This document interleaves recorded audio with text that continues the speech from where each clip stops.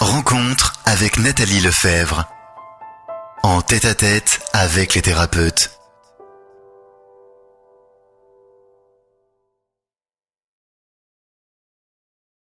Bonjour à tous nos auditeurs et bienvenue sur Radio Médecine Douce. Aujourd'hui, j'ai le plaisir de recevoir Jade Allègre. Bonjour Jade. Bonjour Nathalie. Comment allez-vous? Ah, mais en pleine forme. Alors aujourd'hui, nous avons préparé une émission spéciale argile. Parce que selon vous, Jade, l'argile, c'est quelque chose qui est nécessaire finalement au bien-être, à la survie, mais c'est aussi un produit qui coûte très peu cher, mais qui est très utile. Alors, parlez-nous un petit peu de l'argile. Comment est-ce que vous avez découvert ses vertus curatives? Mais ça, c'est une bonne question. En fait, j'avais, je crois, dans les 24 ans et j'avais pas d'argent. Je vivais dans un squat. Il faut pas le dire. Et donc, pas de sécurité sociale, rien du tout. Et donc, on était plusieurs, et parmi nous, des enfants. Et donc, on avait les maladies de tous les jours, c'est-à-dire les otites des enfants, les crises de coliques néphrétiques, de calculs rénaux des adultes. Enfin, voilà, les grippes et tout ça. Et donc, comme on n'avait pas d'argent du tout, eh bien, voilà, un jour, quelqu'un est passé, nous a expliqué, bon, l'argile. Donc, on a essayé, et puis voilà, ça a marché. Et donc, on a continué. Parce que l'argile, on la trouve partout. En fait, c'est à peu près 15% de la croûte terrestre. Donc, où que vous soyez, vraiment, il n'y a que sur les îles de Polynésie qui sont en corail qu'on ne trouve pas d'argile. Il faut la faire venir par avion. Donc, en fait, il n'y aura jamais de pénurie d'argile. Non, exactement, c'est impossible.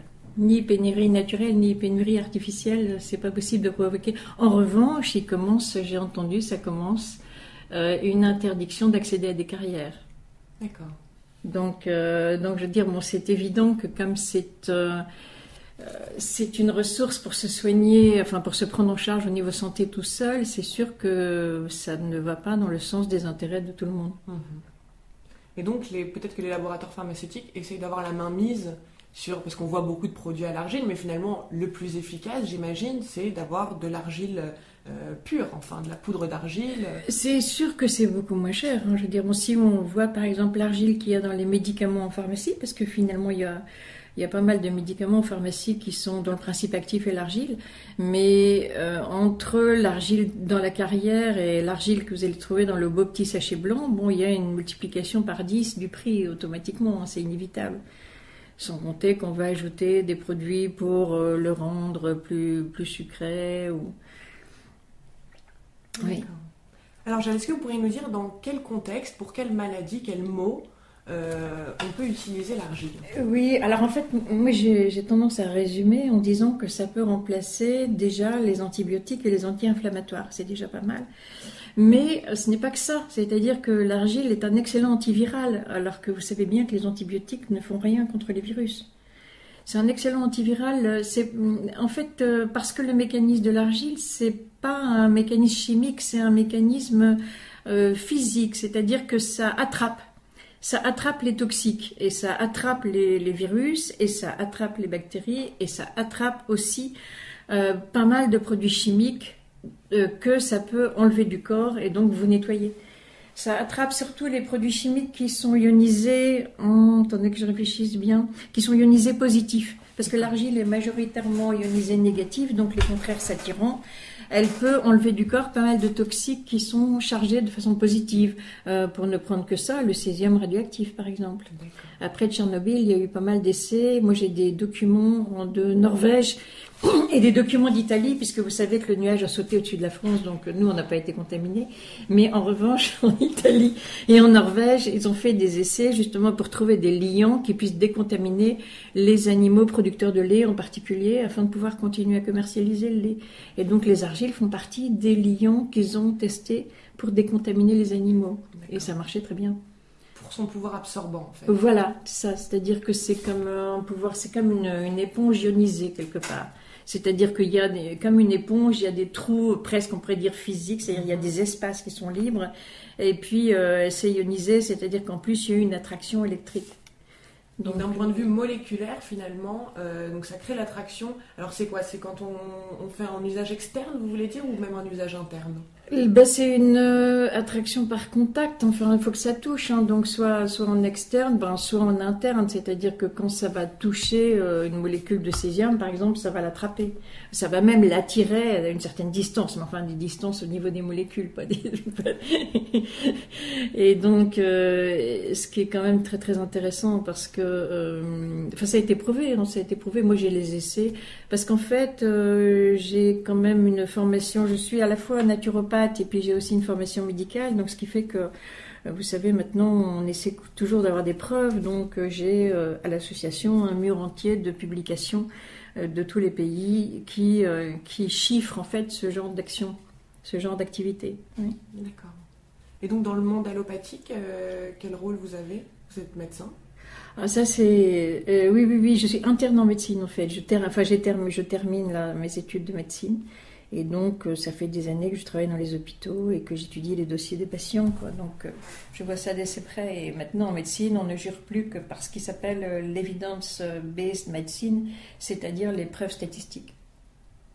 Et donc, c'est pour ça que vous êtes peut-être formé à la naturopathie, pour aller plus loin dans vos... Non, c'est le contraire, en fait. Moi, j'ai commencé par naturopathie. D'accord. Et après, j'ai fait la médecine officielle pour aller plus loin, d'abord pour approfondir au niveau physiologie, pathologie, et puis pour voir, pour apprendre. Par exemple, si quelqu'un me dit j'ai des polypes intestinaux, est-ce que je dois faire une opération? Bon, c'est important de savoir hein, le degré d'urgence, le degré de dangerosité.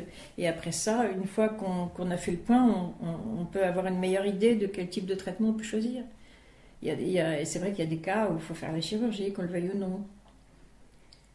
Oui, il n'y a pas de solution naturelle à tout et il faut bien faire la part des choses. La médecine allopathique est nécessaire, tout comme un accompagnement un peu naturel.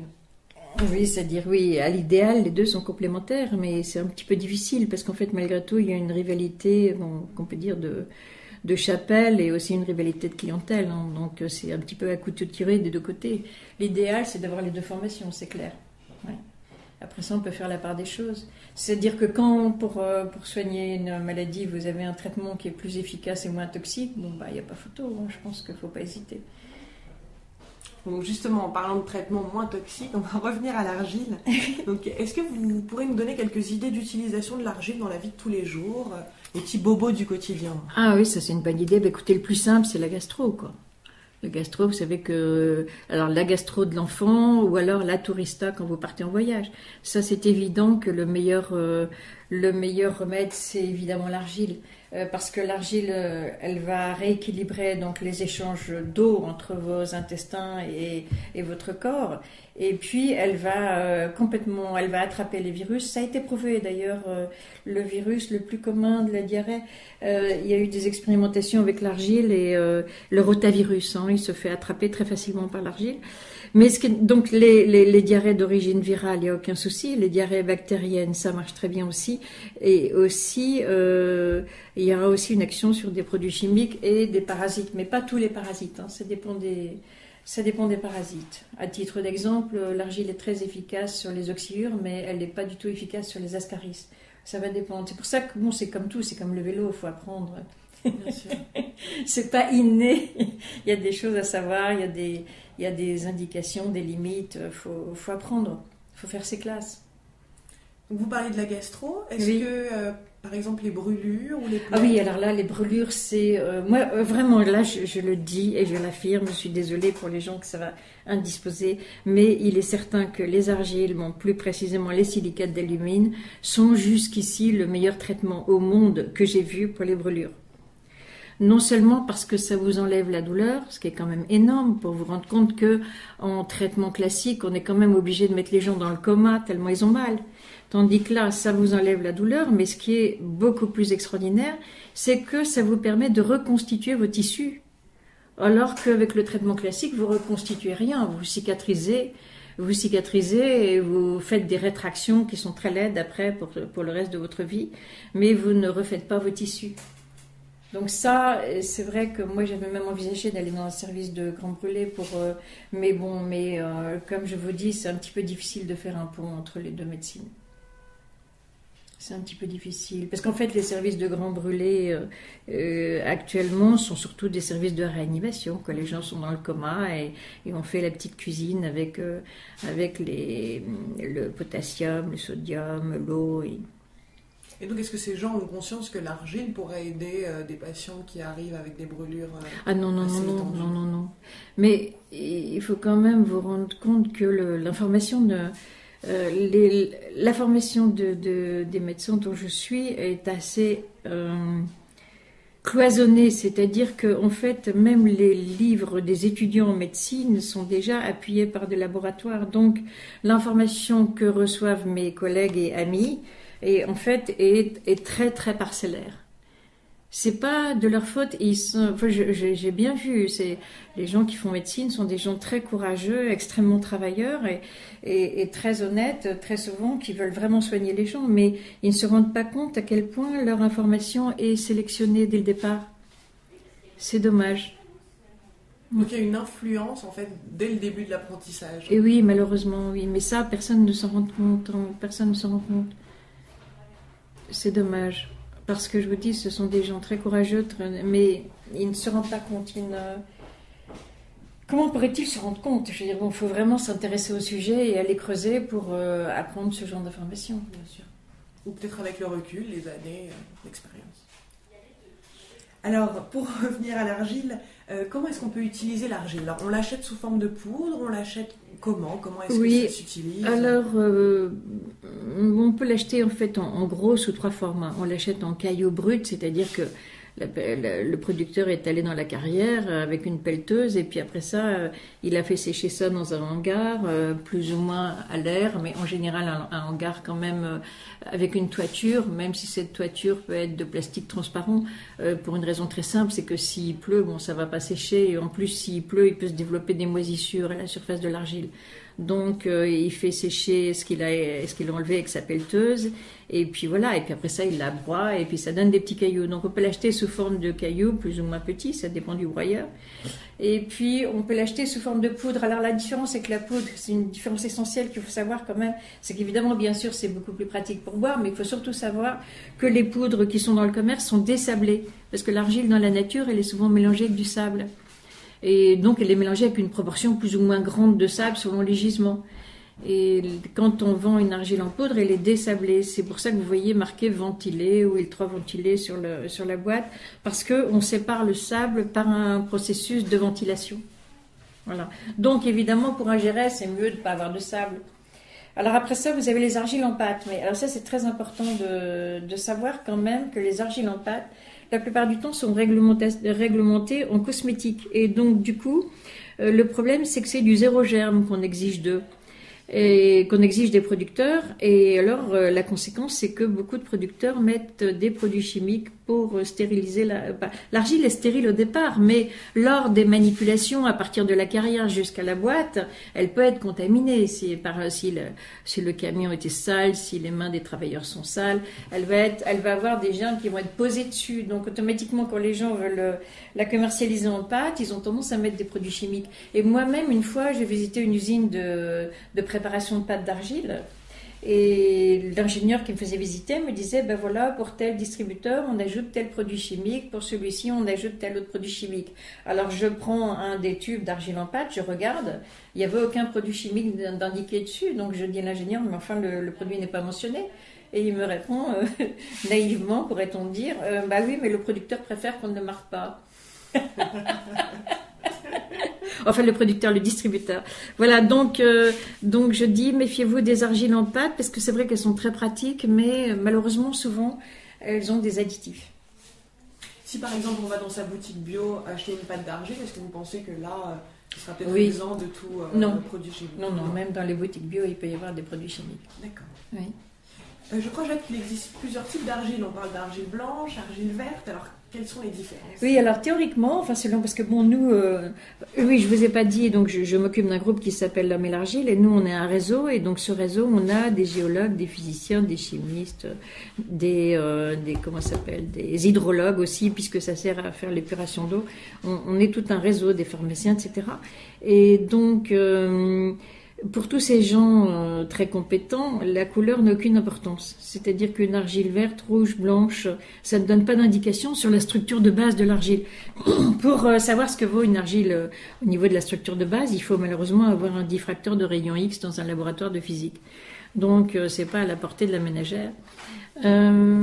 Ça, c'est la théorie. Mais en fait, dans la pratique, on s'aperçoit que ce qui est commercialisé en France en argile blanche est très souvent une argile qui s'appelle une kaolinite, qui est une argile qui est très bien, mais qui n'est pas extrêmement puissante, mais qui est très bien. Hein.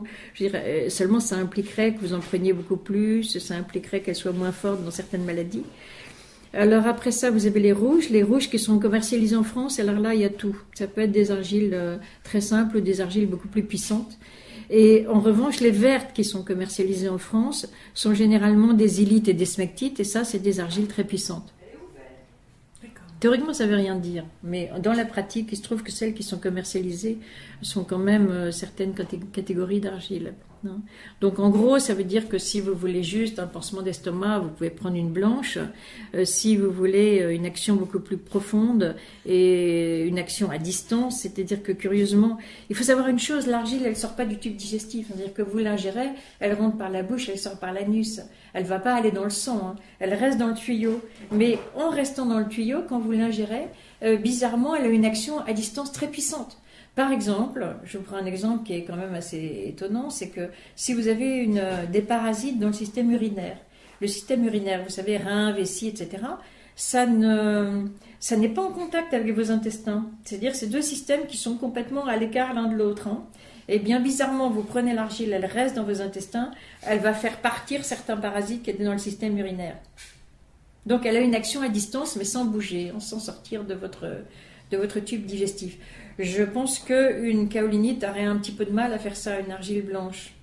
À mon avis, il vaut mieux essayer quand même des argiles plus puissantes pour cette action à distance.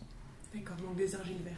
Oui, alors dans le commerce, oui, du verre. Alors maintenant, dans le verre, le problème, c'est que non seulement vous n'allez pas savoir vraiment qu'est-ce qui est important, est-ce qu'il faut prendre une smectite, est-ce qu'il faut prendre une ilite, mais j'irai même plus loin, c'est que certains producteurs n'ayant pas de carrière mettent dans les boîtes, sans changer l'étiquetage, ce qu'ils trouvent sur le marché à ce moment-là.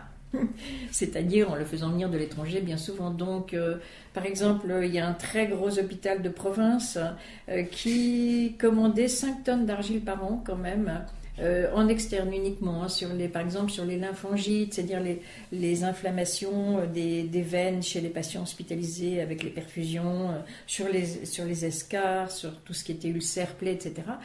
Et bien, bon, des fois, ils recevaient de l'élite, des fois de la smectite, avec toujours le même pactage. Ils s'en apercevaient parce que, en fait, selon les argiles, elles vont boire plus ou moins l'eau. Donc, certaines fois, il fallait beaucoup d'eau pour les mettre en pâte, et puis des fois, très peu d'eau. Donc, ne vous fiez pas trop à ce qui est marqué, pas toujours, malheureusement encore, à ce qui est marqué sur les paquets. Je pense que ça progresse d'année en année. Quand nous, on a commencé il y a une trentaine d'années, les producteurs eux-mêmes ne savaient même pas le nom des argiles qu'ils distribuaient. Maintenant, ça progresse, mais on ne peut pas encore complètement se fier à ça. Et alors, le mieux, c'est de se fier à votre instinct, en fait. Ça coûte rien, l'argile. Hein. Donc, vous achetez différentes marques, différentes sortes d'argile, et puis vous les testez, vous voyez celle qui vous convient. Est-ce qu'il existe quand même des contre-indications avec l'argile ? Pas vraiment. Alors, au niveau interne, qu'est-ce qui pourrait exister comme contre-indication ? En fait, il y a une contre-indication qui est très facile à comprendre, c'est si vous avez des traitements pour baisser votre immunité. Mettons que vous ayez, je ne sais pas moi, une prothèse artificielle quelque part et que du coup, pour que votre corps ne la rejette pas, on vous donne un traitement qui abaisse l'immunité. Évidemment, il ne faut pas prendre de l'argile, parce que l'argile, c'est le contraire, elle va stimuler votre corps, elle va le réveiller et elle va l'aider à retaper son immunité. Donc évidemment, ça serait contradictoire.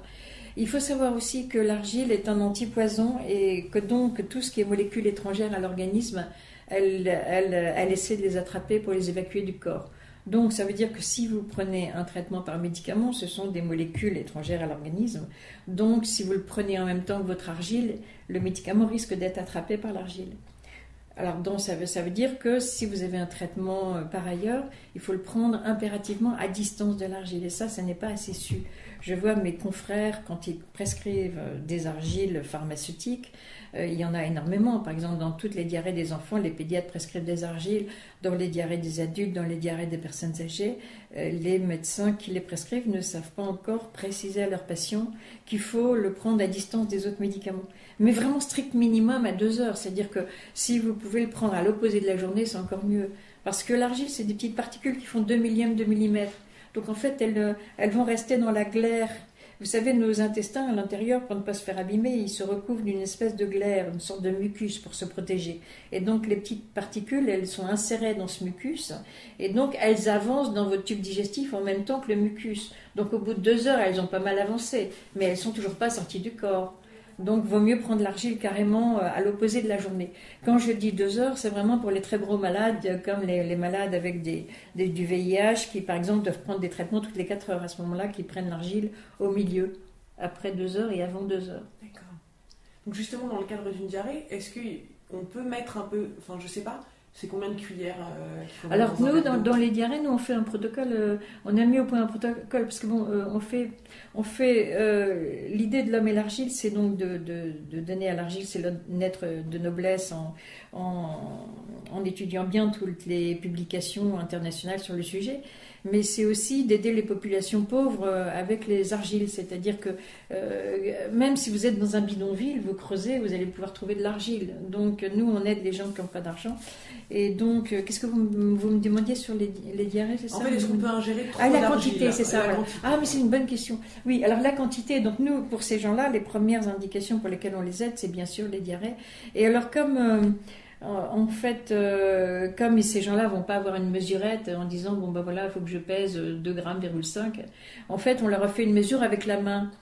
C'est une mesure où on met sa main. Alors vous pouvez le faire, on vous le dit, vous pouvez mettre votre main à l'horizontale, vous fermez les 4 doigts, et sur les 4 doigts, mais donc pas sur la paume, uniquement sur les 4 doigts, vous faites un monticule d'argile, vous en mettez le plus possible. Donc vous voyez que dans un cas de diarrhée, ça va faire quand même peut-être au moins 3 cuillères à soupe. Hein. Mm-hmm. Et donc cette quantité-là, on la bascule dans le verre. Évidemment, vous mesurez sur la main du patient. Si c'est un petit bébé, vous mesurez sur la main du bébé, bien sûr. Si c'est un gros homme très costaud, vous mesurez sur sa main à lui. Et donc c'est fait une proportion qui correspond donc à la taille du patient. Et vous basculez ça dans de l'eau. Il faut mettre l'eau d'abord. Vous basculez ça dans de l'eau. Vous le basculez en pluie. C'est très important. Hein. Vous versez la pluie dans l'eau. Vous attendez 10 minutes. Et surtout, vous ne mélangez pas en attendant 10 minutes. C'est-à-dire que vous laissez la poudre s'harmoniser avec l'eau. Il ne faut pas mélanger. Si vous mélangez, ça va faire une sorte de pâte. De grumeaux, voilà. Et vous me demandiez, est-ce qu'on peut en manger trop? Alors là, je dois vous dire que, une fois, j'ai aidé une petite fille qui était dans le coma, et donc quand elle est sortie du coma, comme elle avait fait une encéphalite, c'est-à-dire une inflammation du cerveau, elle avait donc ça lui donnait donc des crises d'épilepsie, et lors d'une crise d'épilepsie, son instinct l'a portée vers l'argile, et elle s'est pris 1 kilo d'argile en 10 minutes. Elle avait 5 ans. Bon, et ben c'est passé comme lettre à la poste. Donc quand on vous dit qu'une cuillère à café peut vous mettre en occlusion, je pense que c'est légèrement exagéré. D'accord. En fait, dans la pratique... Mais bon, nous, l'argile qu'on utilise le plus, ça évidemment, comme je vous dis, c'est un petit peu difficile d'être sûr avec le pactage actuel des producteurs, malheureusement, mais celle qu'on utilise le plus, c'est l'Élite. L'Élite, c'est une argile qui est très bien, c'est une des 2 vertes qui est commercialisée en France. Et c'est vrai qu'elle est très équilibrée, on n'a jamais de soucis avec cette argile, même sur des très grosses quantités. Un autre exemple, dans les cas d'hémibiase aiguë, sur lesquels on a mis au point des protocoles en Afrique aussi, on a pris des doses, on a mis au point des traitements avec des doses fortes d'argile toutes les 2 heures, et on n'a jamais vu de problème. Si une personne a un problème de constipation avec une argile, à ce moment-là, le mieux, c'est que la prochaine fois, elle prenne l'argile plutôt au coucher, plutôt qu'au lever. Parce que c'est vrai que chez certaines personnes, ça peut faire un peu de constipation. Mais de là à faire une occlusion, il ne faut pas exagérer. Nous, on a regardé toute la documentation. Je crois qu'on n'a pas trouvé grand-chose. On a trouvé beaucoup d'occlusions intestinales avec des kakis. Méfiez-vous des kakis. On a trouvé aussi beaucoup d'occlusions intestinales avec des ouvriers qui, je ne sais pas pourquoi, mangeaient la peinture, ou alors des enfants qui mangeaient la peinture, mais surtout des ouvriers, oui.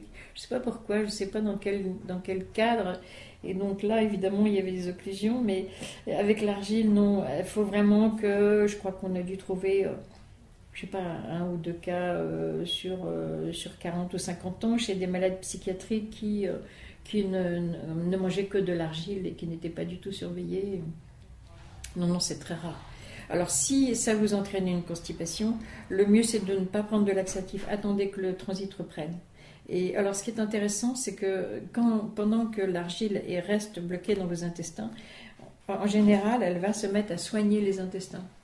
Donc, voilà. Bon, ceci dit, si vous vous sentez mal à l'aise, prenez un petit peu de magnésium et vous serez... J'imagine qu'on peut aussi administrer l'argile aux animaux. Tout à fait. En médecine vétérinaire, c'est énormément utilisé. On parlait de la diarrhée, par exemple, sur les chiens de traîneau qui font de la compétition. Bon, ça les stresse tellement qu'ils ont des diarrhées qui, évidemment, risquent de diminuer leur performance. Et donc, on les traite même en préventif avec des argiles. Les veaux, évidemment, les éleveurs ne veulent pas perdre leurs veaux avec la diarrhée, donc c'est utilisé aussi. C'est beaucoup utilisé en médecine vétérinaire. Et justement, on a des études très intéressantes d'Europe de l'Est qui montrent que les animaux traités par argile pour des diarrhées, par exemple, ont leur marqueur immunitaire qui augmente. C'est-à-dire que ça a vraiment une action de renforcement de l'immunité. Et ça, on peut le constater nous-mêmes.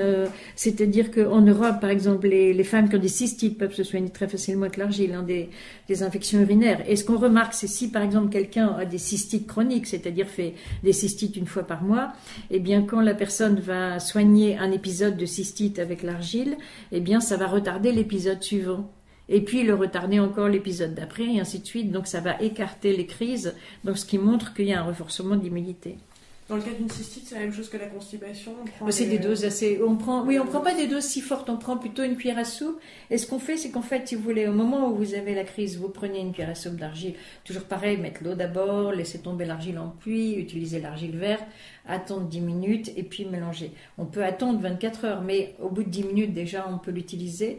Et avec la cystite, le mieux, c'est de se régler sur la maladie elle-même. C'est-à-dire que vous, une fois que vous avez pris votre verre, généralement, vous devez être soulagé en 20 minutes. Si vous n'êtes pas soulagé en 20 minutes, vous attendez une demi-heure. Si au bout d'une demi-heure, vous n'êtes pas soulagé, vous vous refaites une dose. Et ainsi de suite jusqu'à ne plus avoir mal. Lorsque vous n'avez plus mal, vous attendez que la douleur revienne avant de reprendre l'argile. C'est-à-dire qu'il faut se régler vraiment sur le corps, en fait. D'accord. Donc finalement, même les... Enfin, ceci dit, je ne vous donne pas de conseils parce que ce n'est pas à ma place. Ce que je vous dis juste, c'est ce que font d'autres gens, quoi. Je vous témoigne de ce que d'autres gens j'ai vu faire dans le monde entier, dans les cas de maladie. Jade, vous nous parliez un petit peu de votre association tout à l'heure, l'Homme et l'Argile. Est-ce que vous pourriez nous en dire plus? Est-ce que vous organisez des stages, les événements? Nous, l'Homme et l'Argile, en fait, on ne travaille pas vraiment en France, on travaille surtout à l'étranger. C'est-à-dire que l'idée, c'est que quand une collectivité est vraiment pauvre, ils n'ont pas d'accès aux médicaments, soit parce qu'il n'y a pas de dispensaire tout près, soit parce que c'est trop cher et qu'ils n'ont pas d'argent. Et ben nous, sur leur demande, d'ailleurs c'est généralement eux qui demandent, on leur apporte l'information sur l'argile. C'est-à-dire que dans tous les pays du monde, il y a une tradition d'argile. Mais ce qui se passe, c'est que très souvent... les populations locales vont avoir trouvé une indication. Par exemple, au Guatemala, les Indiens Quiché, là, dans les collines, ils l'utilisent pour les brûlures d'estomac parce que comme ils mangent autant de piments que de haricots, ils ont des gros soucis. Et donc, eux ont mis au point le protocole pour les brûlures d'estomac, c'est logique. Et puis, à un autre endroit de la planète, ils vont avoir mis au point le protocole pour quand ils sont empoisonnés par des poissons qui ont des maladies, par exemple. Et puis, sur un autre point de la planète, ils ont mis au point un traitement par voie externe quand ils se font mordre par un serpent. Donc en fait, nous, ce qu'on fait, c'est que d'abord, on s'intéresse à leur tradition locale, ça c'est la première chose, il faut respecter les gens. Et puis ensuite, on va élargir leurs indications. On va leur dire, oui, vous savez, vous pouvez également l'utiliser quand votre fils s'est fait mal au pied avec les crampons de la chaussure de foot de son ami qui lui a fait un drive, ou je sais pas comment ça s'appelle, un dribble, je sais pas. Notre élève en Afrique, par exemple, il soigne beaucoup les blessures de crampons des joueurs de foot. Donc en fait, on leur communique l'information que le panel des indications est plus large. Et ensuite, à la fin, si vraiment ça les intéresse, bon, on fait venir des géologues qui vont étudier tous les gisements dans une zone de 50 km autour du village pour voir qu'est-ce qu'il y a de plus intéressant.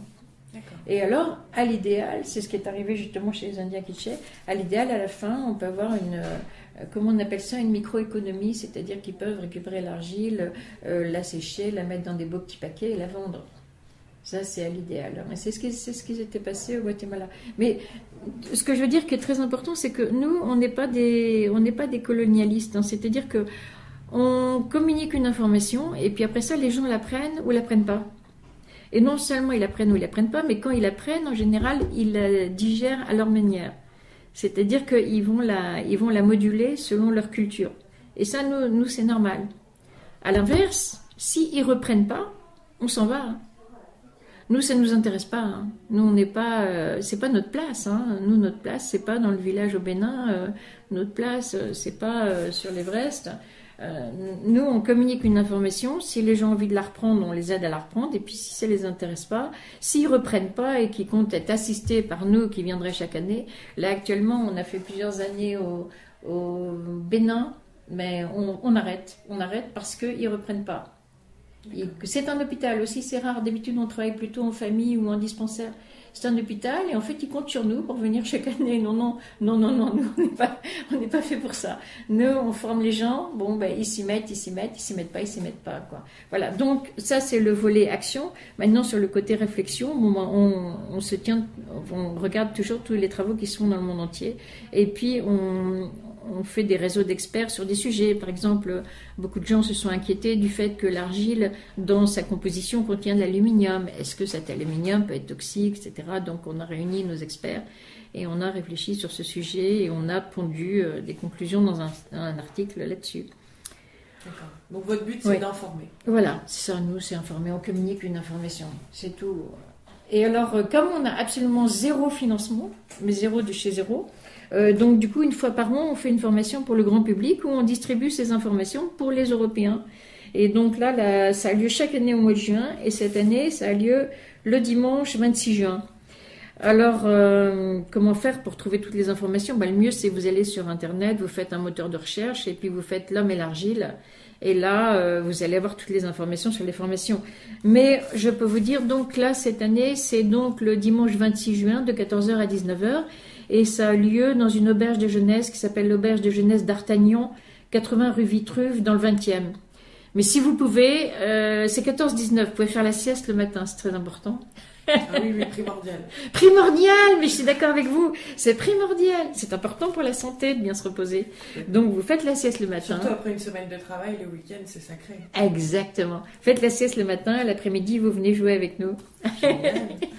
Et surtout, sachez une chose, c'est que les infos qu'on vous donne, c'est des infos qu'on peut même pas mettre dans les livres, hein, parce que si vous voulez, vous serez à ce moment-là adhérent, et donc en tant qu'adhérent, on pourra vous donner des informations tout à fait confidentielles.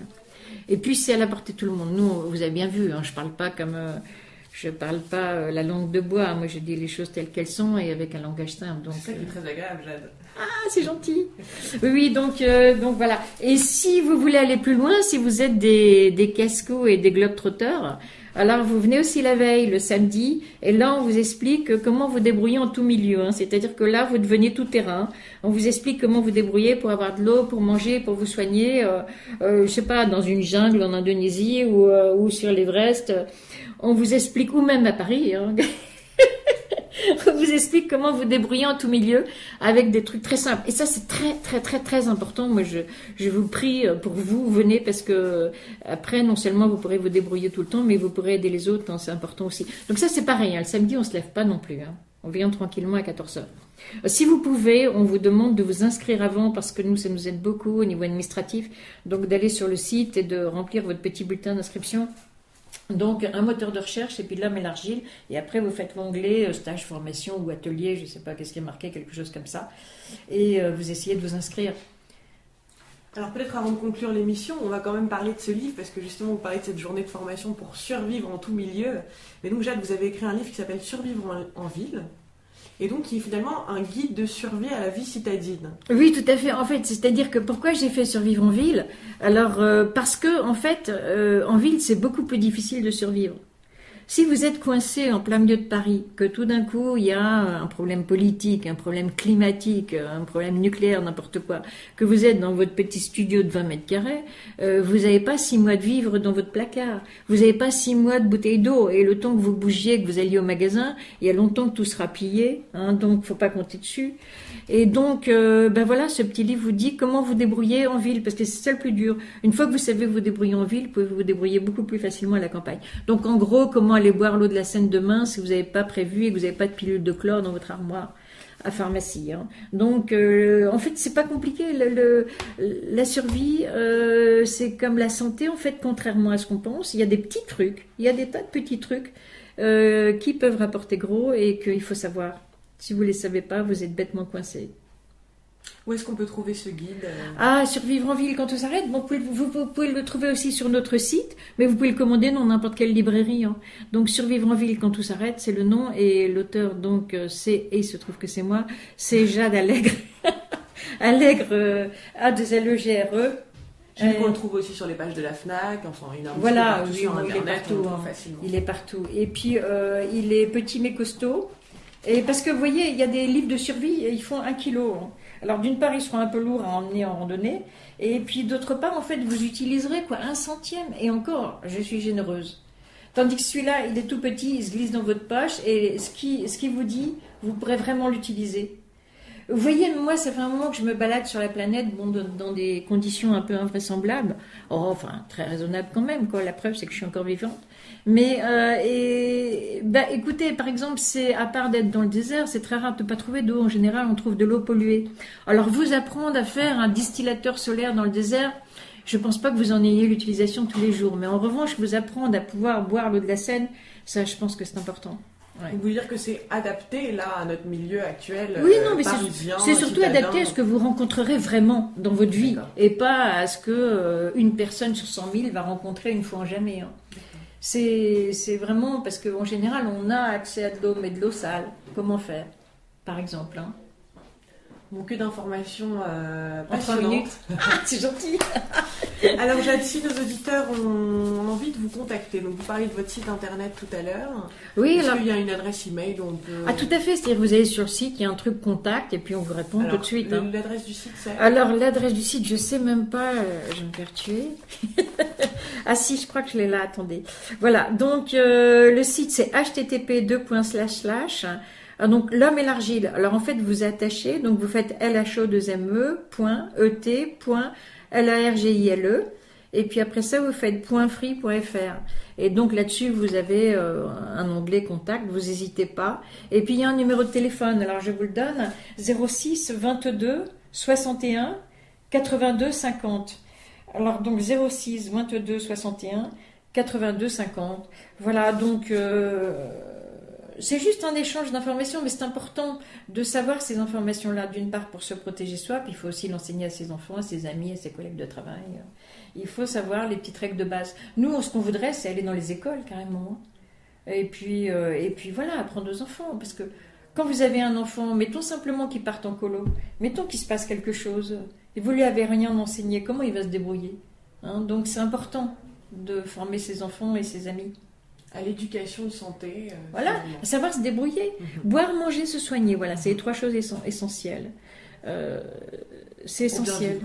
Pardon ? Pour bien vivre et pouvoir survivre. Voilà, et puis du coup, on est tranquille partout, parce que quel que soit ce qui se passe, vraiment, je veux dire, vous êtes parti en voyage, il n'y a aucun problème, et puis tout d'un coup, voilà une petite révolution qui commence, couvre-feu, machin, vous êtes coincé, qu'est-ce que vous faites ? Vous voyez ?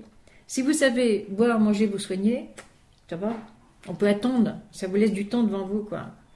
Bon, Radio Matinus a trouvé son Indiana Jones. C'est parfait. Mon Dieu, mon Dieu. Bon, en tout cas, Jade, j'ai fait un grand plaisir de vous rencontrer et j'espère à très bientôt pour une nouvelle émission tout aussi passionnante. C'est gentil. À Merci bientôt. Nathalie. Hein. Au revoir. Au revoir.